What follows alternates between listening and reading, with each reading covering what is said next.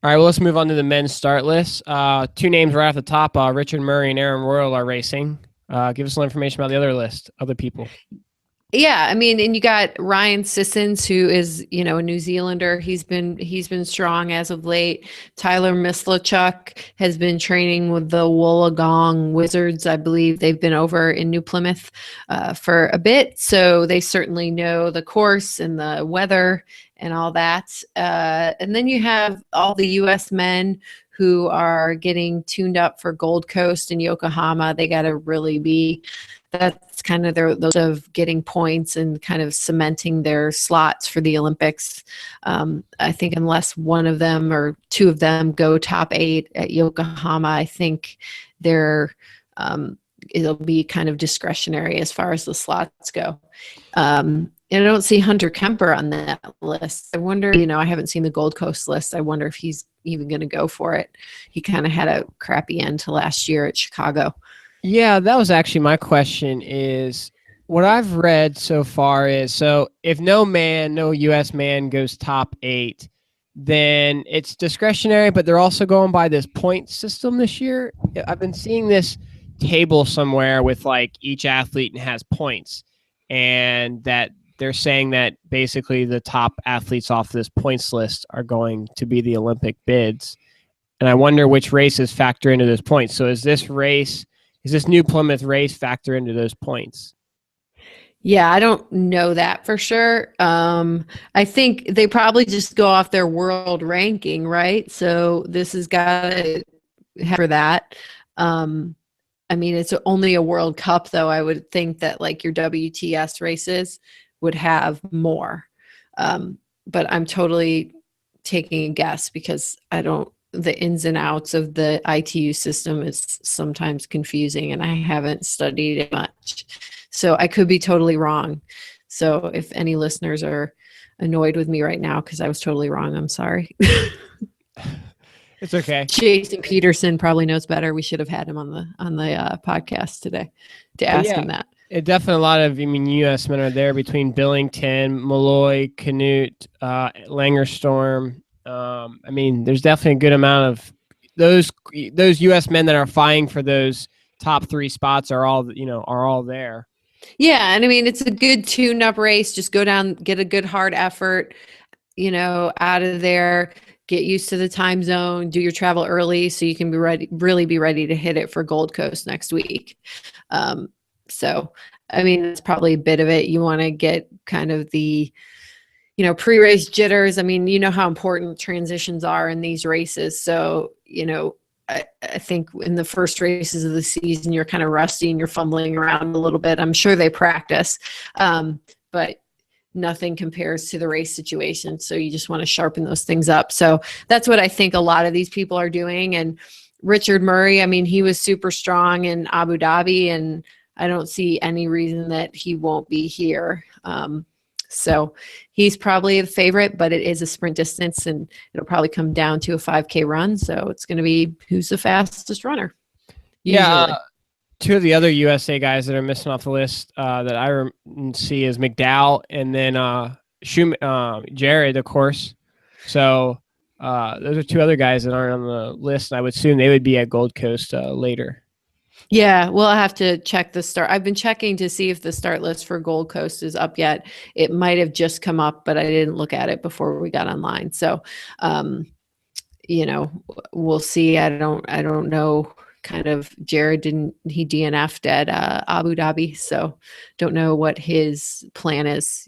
He's got to have a probably just be top 8 at Yokohama if he wants to make the team. I think that's his only shot because I think he's got a lot less points than Billington, Malloy, Lagerstrom, and Canute as well. I think Canute's kind of the fourth right now out of those guys. So All right. Well, do you want to make any predictions or let's just move on to the 70.3 racing? I'll make predictions. I think it'll be Jorgensen and Murray.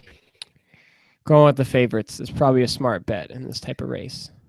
Yeah, the other person that I think, two other guys is Royal or Miss LeChuck. Those are my kind of outside chance people. Trying to give the bonus points to those Canadians then. Exactly. Yes. All right, well, let's move on to a 70.3 that most people actually aren't talking about this weekend, which would be in Malaysia. So let's start off with the male list. Emily, who stands out to you on that list? Well, Craig Alexander, he just won in the Philippines. So he's still got it at age 43, which is, 39-year-olds like myself like to see these things. You got Josh Amberger. He is Amberger. That rhymes with hamburger, but he is getting ready for Port Macquarie, the Ironman. That's going to be his first Ironman. So I'm wondering if he's kind of in the middle of a big training block and tired. You got Brad Collefelt, Luke McKenzie, Pierre Bittner, who'll be a little bit behind out of the swim. Mitch Robbins will be up there. He's pretty good. No, he's not a good swimmer, but he's all right, especially on the bike.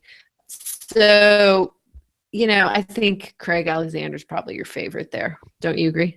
Yeah, actually, talking about Craig, he has been tearing up. I mean, of course, it's that region, and that region doesn't have deep fields, but he's been beating who have been, coming up against him in the races. I would love to see him go to 70.3 World since it's down in that area, and face some of the top young guys, and see how he still is.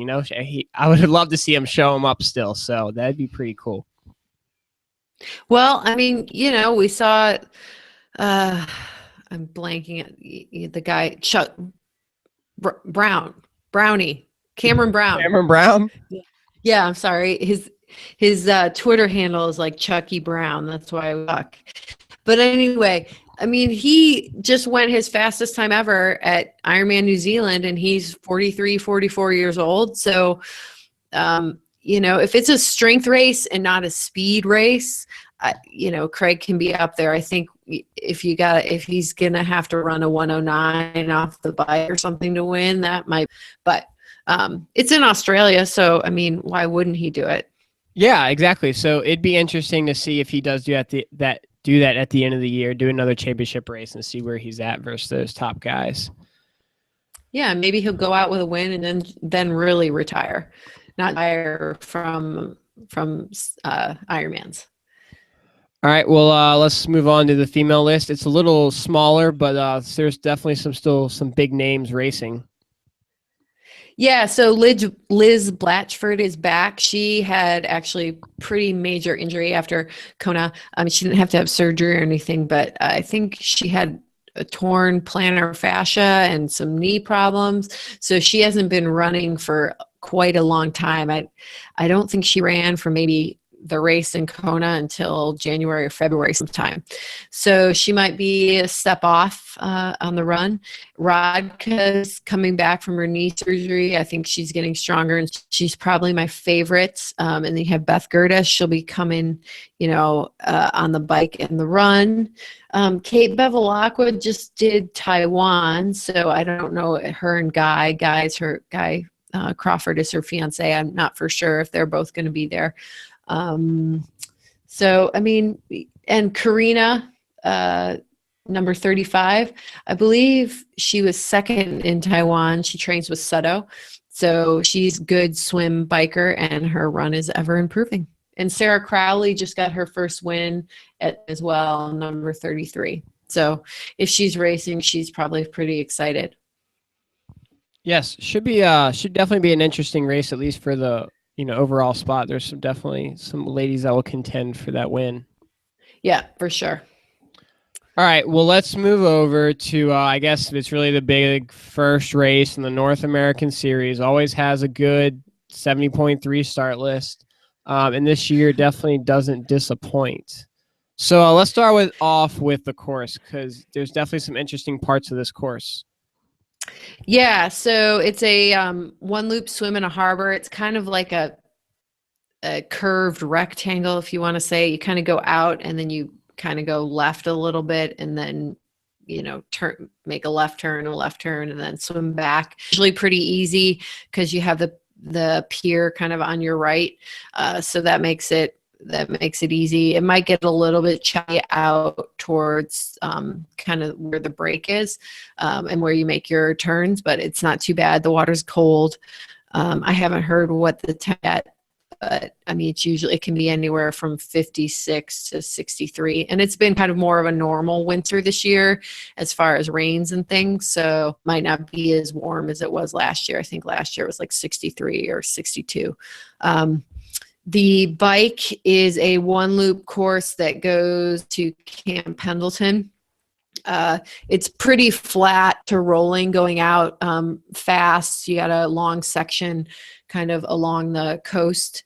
You usually have a tailwind as well. And so it's fast. And then once you get onto the base, that's when the hills start. And you get mile 35. You got a pretty substantial hill that's about a mile long, a descent, and then you have another hill. And then there's a descent that has a 35-mile-per-hour zone, and they police it really well. You have timing mats at the beginning and the end, and if you exceed 35 miles per hour, they time you.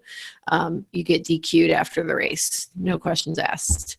So if you're like 35.04, I think DQ you. I think Chris Beard was like a 10th over last year, and he was DQ'd. And then it's face a headwind coming back after you get off the base, and it's kind of flat on the way back in to the coast.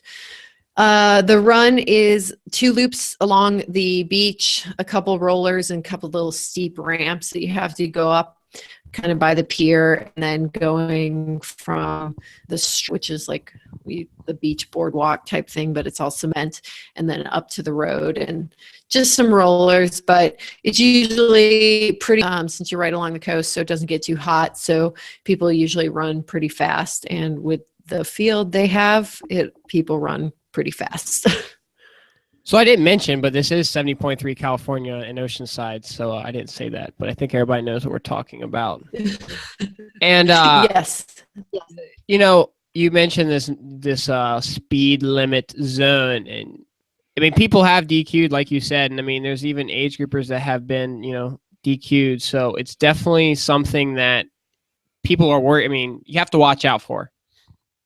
Yeah, I mean, and everybody's like, well, what if I don't have a speedometer on my bike? I mean, there are signs, like speed signs the entire way down. Like, you can't miss it. And it's also a no pass zone. So if I was going to ask that. Yeah, so if you're catching people, like, you're probably speeding and you need to slow your ass down. I mean, some moron last year, an age grouper, I'm sorry to say this, but like, he went down at like 42 miles an hour. Like, what a bozo. He must have been passing people like left and right. I'm like, how did he not expect to get, that's just dangerous and stupid. Like, it's literally a half a mile, so it's not that big of a deal. There's always a little bit of like about it, but they put in the timing mats, so that makes it a little more fair, because you don't have people kind of like speeding into the zone. Like, say you have a gap on someone and you get into the zone and slow down right away, and they don't slow down until they're on your ass in the zone, but they don't pass. So, and a couple of years ago, I think Andy Potts got like a 30-second penalty or assessed after the race or something. It was just odd, so they had to just put in the timing mats. Now, so you've actually, I think you've said 35, but you mean 25, correct? No, it's 25 for the age groupers and it's 35 for the professionals. Okay. So just little information there if anybody has been looking out. It's not the same for the age groupers and the professionals. Right.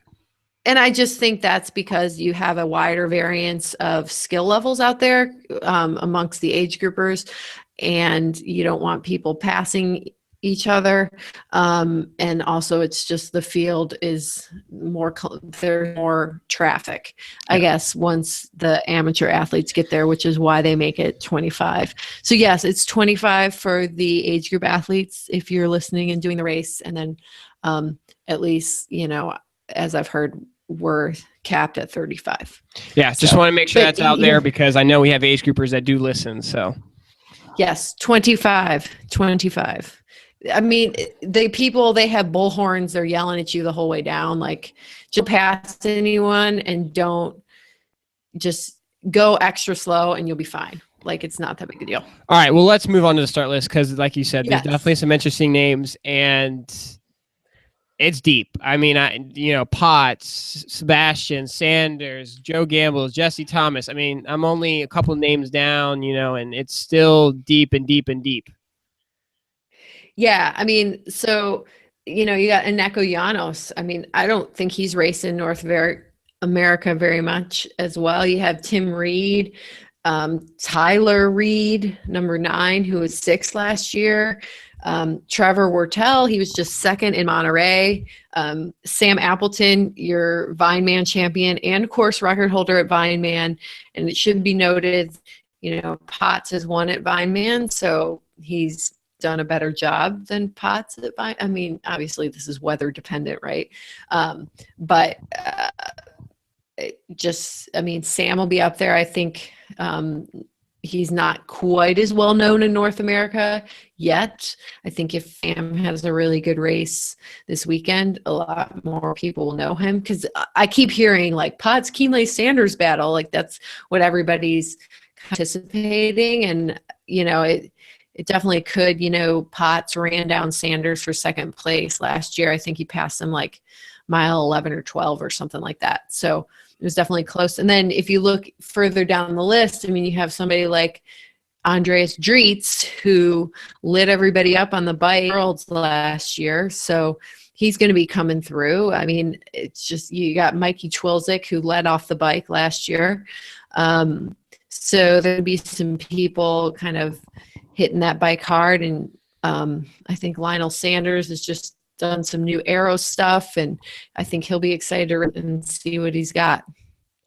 Yeah, I mean, yes, the list. I don't even know where to begin looking at the list, basically, because then we haven't even mentioned like Matt Hansen or Matt Russell that just tore up the run in Ironman New Zealand. I mean, 2 crazy fast runs there. Jesse Thomas. Jesse Thomas. I mean, I mean, everybody is definitely looking at the Andy Potts, Sebastian Keenley, and Lionel Sanders, because basically replaced Keenley this year with Frodo last year, and there's your top 3. But I mean, that doesn't mean it's going to be the same this year. I mean, there's definitely some young blood that's looking for this 70. There's 70.3 specialists, let's call it, right? Tim Reed focused on 70.3s last year. Sam Appleton is only focusing on 70.3s. Obviously, Potts, Keenley, and Sanders, their main goal is Kona, so they're doing a little bit of everything. Yeah. I mean, and with the bike course the way it is, kind of flat and rolling the first 30 miles, and then you get into like, it's definitely has a strength element, so it can take it out of your legs a little bit, and maybe that takes a little bit of the speed component out of it on the run, even though it's a flatter run. But I think people are a little toasted once they get to the run. And then also it's the first race of the season, so everybody's kind of figuring out where they are, and some people might over bike for their fitness. I mean, it's a lot of people's first race, so you're kind of figuring out what kind of fitness you have, and sometimes you figure that out the last 6 miles of the run. You know what I'm saying? So yeah, definitely. I mean, but it's definitely, so Frodo last year ran like a 110, so that definitely means you still have to be able to run 110, 111 if you want a shot at winning, this race. Like you mentioned, Potts passed Sanders near the end of the run last year to finish 2nd. But, I mean, I think Sanders is more experienced this year, and he talked about how he overdid it on the bike last year. So I think he's a little more wily. So I mean, and you got Tim Reed in there. Like, he's no joke either, and he's a really strong runner and small and fast. I mean, he'll be good on the hills. He's been training in Australia kind of through their summer, so he's probably pretty fit. You just don't know, like the first race of the season. So some people have a great race, and then some people might be a touch off too. So last year's race was basically Potts and Jan swam together, biked together, and then Jan ran away from Potts. So we all know Andy's going to be up front on the swim. Is there anybody that's going to be with him that also is going to be able to stay on with him or even bike ahead of him? Because we know Sanders is going to come from behind. So, I mean, who else is going to either be there? Who's going to be there with Andy getting out of the swim? I think Sam Appleton is a pretty strong swimmer. You'll see him kind of up near the front, but I think you're right. Like there's not as many standout swimmers. I think there'll probably be a bit and then a big group. I don't know if Tim Reed will be able to hang on to Potts and maybe Appleton, but I think you're right. You'll probably have Potts, Mason right there, and then you're going to have like Keenley, Gambles, Reed, Tyler Reed. Tyler Reed might be able to hang on. Maybe. What about Brian Fleshman? Isn't he a good swimmer? Yeah, he just had a baby. So I wonder kind of if he's got daddy power or if he's tired. So we'll see. But yeah, he'll be up near the front. I think probably Potts will have a gap, and he likes to have a gap. It gives him time to kind of get organized and ready, I guess, if the cavalry is going to come through, and then he can just go with them. Another person that we should probably mention is number 36, Manuel Kug. I don't know if that's how you say it, but he's had some really good bike rides kind of over in the Middle East. So he's someone to think about as well. He might be coming through on the bike. All right, so let's do this. Who's getting off the bike first?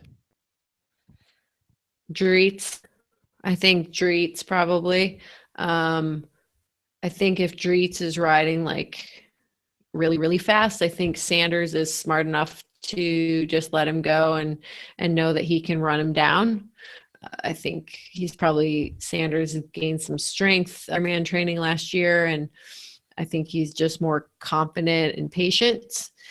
And then I think you'll have kind of a big group together off the bike. I know Twilzik likes this race and he likes the bike, so he'll want to drill it just because that's what he likes to do. But I don't know if firepower to go with Dreets. We'll see. It could be like the Germans off the front, but I can't imagine that Sanders would, unless Keenley is going insanely fast. I don't think Sanders will want to let Keenley go. So you might have one guy off the front, and then you'll have just a big group, which is kind of, I think, how it was today. I mean, you can't forget about Jesse Thomas. I mean, he can ride a bike, He was one of the top times last year on the bike. So he could be up there as well. Although I think he broke his toe. So I don't know, what his training has been like leading into this race. And Trevor Wortel just had a great race in Monterey. I think led off the bike and, was there throughout the run. So he's going to be confident and wanting to hit it too. He had a surprisingly really good run for him. I was surprised in his run for his past race. Well, I think Trevor has always been a really good runner, but you have to be able to bike really well and then be able to, do off the bike. And I think it's finally all starting to come together. I mean, he's put in lots and lots of training. And I think you're starting to see that it's just consistent. He's just consistently getting better. All right. So, well, do you want to pick a winner? No. I mean, you got to pick someone like Potts. He's just done well at this race year after year. Sanders is finished on the podium here. And then I think Appleton will be up there. So those are my top three. I just don't know exactly. It's a toss up on who wins. Potts, Sanders, and Appleton, somewhere in the top three. Mm-hmm. What do you think? I just don't know how you can't. So Frodo's not racing. Kinley is I guess he's second place at 70.3 Worlds last year. Is that right? Or was he third? Mm-hmm. Second. No, third. Third behind Gomez. Gomez. No, Gomez was third. No. Gomez was third. Sanders was remember. second. I don't No, remember. Sanders wasn't second. Kinley. Keenley outran Gomez. That's correct. So I believe that Gomez was third and Keenley was second. I don't know. I feel like Keenley is. The question is, you don't know how fit he's going to be for this race. I know, that's the thing. It's all a guessing game. Let's go. I'm going with Sebastian Sanders. And Appleton, and I'll go with Sanders for the win. All right. That's a good pick. Dude, it was totally like just pick three names and hope they hit. I mean, like, yeah, it's totally a toss up. That's the thing with fantasy this week. It's like pick a team, but at the same time, like you're probably going to have one big name that totally biffs. Yeah, like I just left off the fourth overall at Ironman the last 2 years. I just left him off my podium. I left Potts off. Like, that's insane. And I don't feel like anybody could have told me that I'm crazy by doing that either, just because of the list. Like, it's so deep. Yep. All right. Well, let's move on to the women because I think it's almost just as good. Yes. I mean, Heather Jackson, Heather Wortell, right off the top. Yes. I looked it up. The last 3 years gone, Heather Jackson won in 2013, Heather Wortell won in 14, Jackson last year. So if history holds true, even year, and Heather Wortell will win. So this is easy. We don't even need to preview this. Okay, well, then it's done. Episode over. Yeah. Thanks, everybody.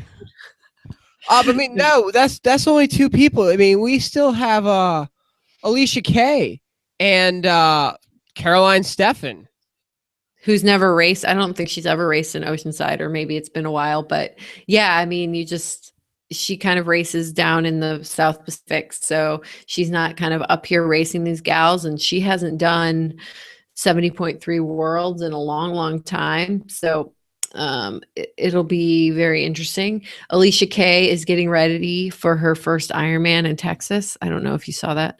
She's doing Texas. So I think she'll be strong. Will she be a little tired? Maybe. You got Amanda Stevens. You have Camilla Peterson, who is just second to Heather in Monterey. I mean, you got Carrie Lester. She was, I think, maybe fifth or sixth last year. Always just got third at New Zealand, Ironman New Zealand, with a great run. So the list just... Mary Beth Ellis. Yep. Holly Lawrence. I mean, she was third last year. She led off the bike. So, and she's a great swimmer. So she'll be up at the front out of the swim. And when she bikes hard, and she's very strong. So she very well, like, they didn't catch her last until, the middle of the run. So yeah, I think Heather were running like, who the heck is this? So she's more of a known entity now, but it's wide open. I mean, kind of wide open. I think Heather are probably the two strongest, especially Heather Wortell on the bike. Like, she's really good, and she was really good in Monterey, and she was second last year at 70.3 World. She has a great run. Her swim is improving. She's always closer to the front now. So I don't know, look out for her. I mean, Michelle Vesterby's there. She kind of had a crappy race last year at this race. So I think she will probably want to do a bit better this year. And she was, fourth in Kona. So that'll be interesting. And then Laura Philippe, number 83, like you wouldn't even probably look down the list that much. I mean, she might have won Wiesbaden in 2013 or 2014. So that's 70.3, which is always stacked. And then you have Ellie Salthouse, who just won Challenge Melbourne. She just started doing 70.3s, came from ITU. So she's probably a pretty good swimmer. So she might be near the front. She hasn't faced a field like this, so it'll be interesting. But she did beat Carrie Lester at Challenge Melbourne. So, And we have bib number 72, Emily Cox. She's racing. Yeah, she's racing. We should get my husband on actually right now, because he can he'll look at the list, and then he'll make a list for me of all the people that will beat me. So yeah, it's great. But anyway, yeah. So there I am. Hopefully I will do well in the swim, and then hang on for dear life on the bike. I mean, someone like Heather Wertel and Heather Jackson and Holly Lawrence, I mean, they're just better cyclists than me. I work hard every year, and I think I'm getting better, but those gals are damn strong. So after looking at the list today, I'm not looking at it again, and I'm putting my blinders on. Okay. Yeah, I mean, the list is just as deep as the men, and especially like you said, Heather Jackson, Heather Wortel, they're always fighting it out year after year here. But then Holly Lawrence led until late in the run last year, and Holly will definitely be out before either of those girls on the swim. Oh, for sure.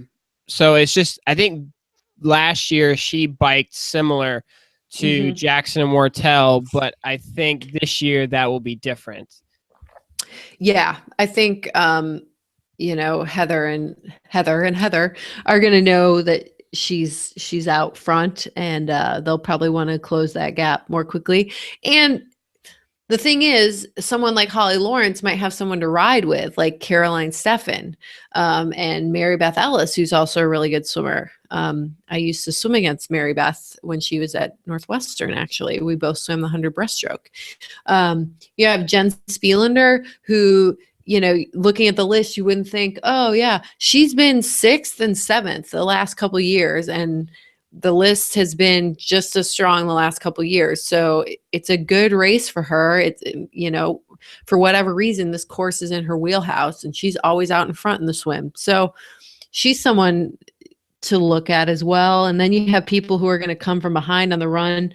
Melindy Elmore, Canadian, and she was like a 32 or 33 minute 10K gal. She's working with Purple Patch now. So she's someone to look out for. I really do think Ellie Salthouse, number 86, will be near the front. You'll always have a surprise. I think somewhere in the top 5, there'll be a surprise, and then you'll have your normal people, and then you'll have a couple really good people probably have an average or mediocre race, since it's the first race of the season. Yeah. Well, I don't think it's easy, but I think my top 3 is going to be Wortel, Steffen, and Kay, with Wortel taking the win. What about Jackson? I don't know. I think something. No? I'm predicting a mechanical failure. That's a hard one to predict. I mean, yeah, Heather just is always prime for this race. I mean, this is like the spring world championships, and she likes to win it. Which Heather? Heather Jackson. Like, she's got this is a special race for her. I think I'm going to pick Heather Wertel to win. I think Heather Jackson will be second, and I think Camilla Peterson will be third. Well, that was pretty different. Yeah, Camilla is someone who's going to be someone who's out of the swim near the front, or at the front. And so she's someone like, it could be like Lawrence Steffen, Camilla Peterson. And if I don't know exactly what kind of level Ellie Salthouse's swim is on. And Emily Cox. Yes.